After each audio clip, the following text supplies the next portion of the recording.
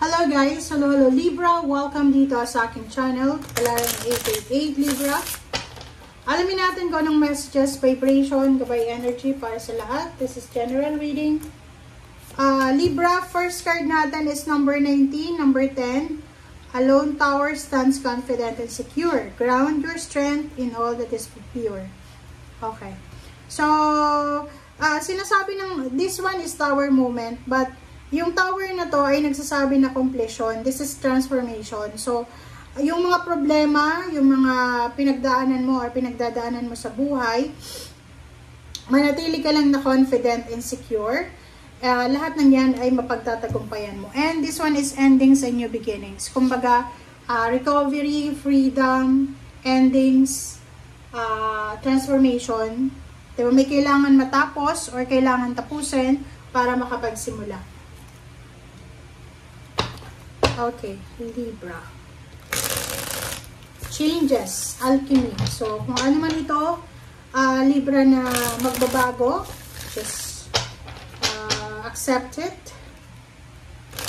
Tanggapin lang natin kung ano man yan. Wala tayong control dito sa mundong ito. Okay, Knight of Fire, Six of Earth, Five of Fire, Strength, and Four of Water. Okay, guys. Alright. Kaloka. Libra. So, since this is lone tower, the tower siya, sinasabi na posibleng ikaw ay meron kang pinagdadaanan. It's either emotional problems or financial problems. You're waiting. You're distracted. Medyo parang wala ka sa focus. Walang priority, walang focus. Yung parang, balisa. Okay? Ang Librang ito ay sobra siyang balisa. Naghihintay siya ng tulong galing sa isang tao. Maybe water sign, Pisces, Scorpion, Cancer. Or, Earth signs, Virgo, Capricorn, or Taurus, or air signs, Gemini, Libra, Aquarius. So, comment down below. Okay, tignan mo to. Ikaw to.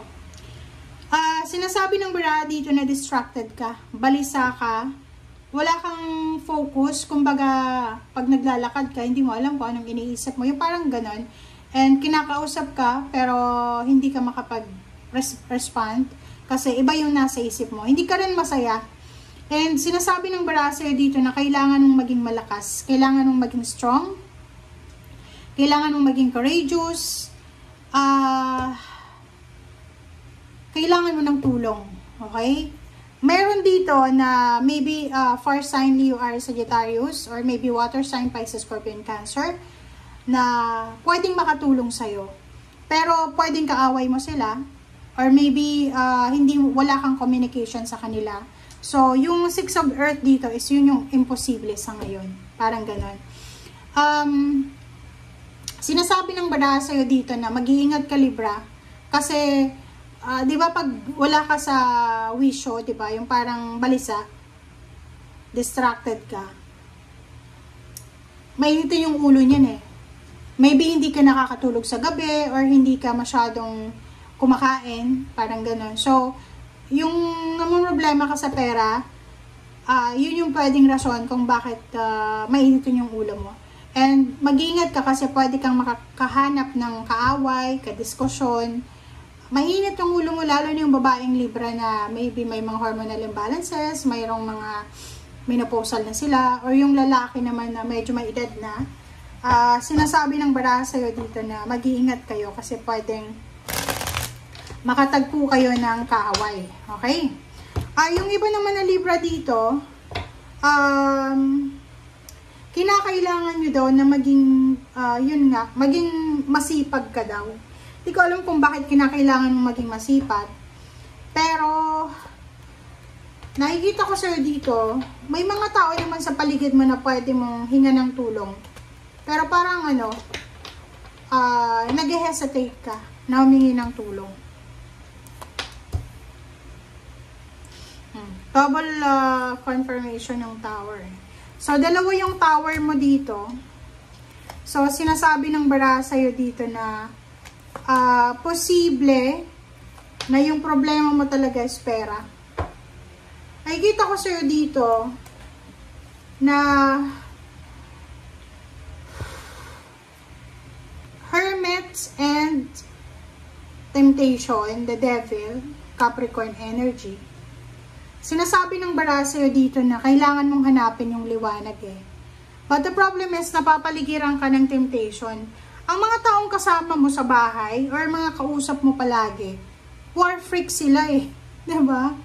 Kasi normally yung mga Libra, tahimik lang sila eh. Kalmado sila, tahimik. But ang problema sa'yo, yung mga taong konektado sa'yo, masyado silang competitive. Yung parang balat sibuyas, yung mga kasama mo sa bahay. Or yung mga kausap mo, pwedeng ka-chat mo, ka-video call. Yung mga mentor mo, parang kahit may edad ka na, may mga, kumbaga, nagsusumbong sa'yo, ganyan, ganito. So, ang nakikita ko sa'yo dito, mag-ingat ka Libra, kasi may mga nagsusumbong sa'yo na pwedeng sila yung maging dahilan para masira yung buhay mo, or para magkaroon ka ng kaaway. Diba? Wala ka namang kaaway eh, pero because kumampi ka, or may nagsumbong sa'yo, nagkaroon ka tuloy ng kaaway. Parang ganyan. You have choice and option. Okay? You have choice and option. Sa usaping relationship, if you are single, huwag kang masyadong mabilis na makipagrelasyon, makipag-meet up, makipag-live-in, magpakasal.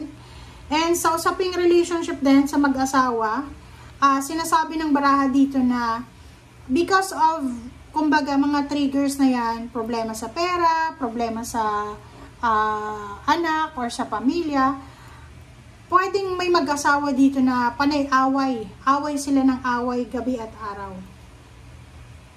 But mayroon din ditong good news. May good news ka na matatanggap.